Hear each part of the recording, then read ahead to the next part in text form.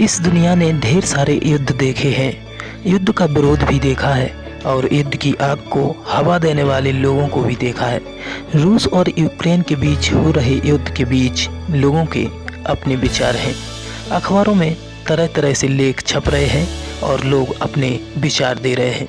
इन्हीं लेखों के क्रम में समाचार पत्रों में छपे एक लेख को हम अब तक पहुंचा रहे हैं। लेख का टाइटल है तमाशबीन बनती दुनिया।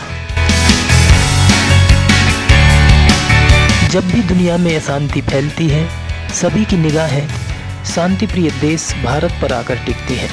ऐसा ही नज़ारा रूस और यूक्रेन युद्ध में देखने को मिल रहा है। रूस ने यूक्रेन की सीमा में घुसकर भारी तबाही मचा रखी है।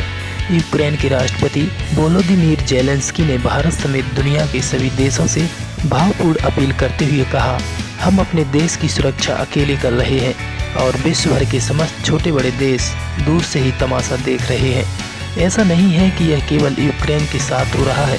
इससे पहले अफगानिस्तान में तालिबानियों ने जबरन बड़ी जनहानि करके अफगान सत्ता को अपने हाथों में ले लिया था।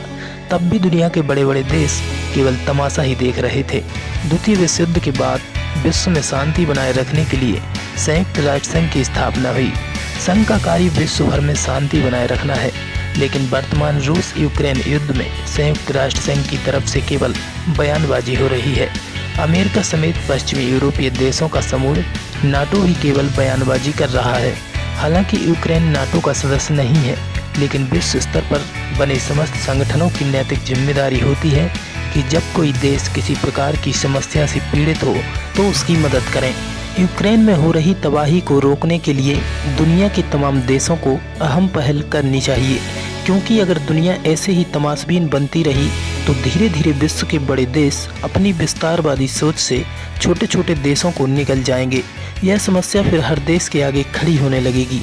यूक्रेन रूस युद्ध में जितनी गलती रूस की है, उतनी गलती अमेरिका की भी है। अमेरिका के कहने पर ही यूक्रेन ने रूस को आंखें दिखाई। अमेरिका ने यूक्रेन को भरोसा दिया था कि युद्ध के समय वह उसके साथ खड़ा होगा, लेकिन जब युद्ध होने लगा है तो अमेरिका केवल बयानबाजी कर रहा है। फिलहाल हम युद्ध देख रहे हैं। पल पल यूक्रेन से रूसी आक्रमण की खबरें आ रही हैं। इसलिए ज़रूरी है कि भारत समेत विश्व के तमाम बड़े देश अपनी जिम्मेदारी को समझें और संकट काल को शांतिप्रिय ढंग से समाप्त करने का प्रयास करें।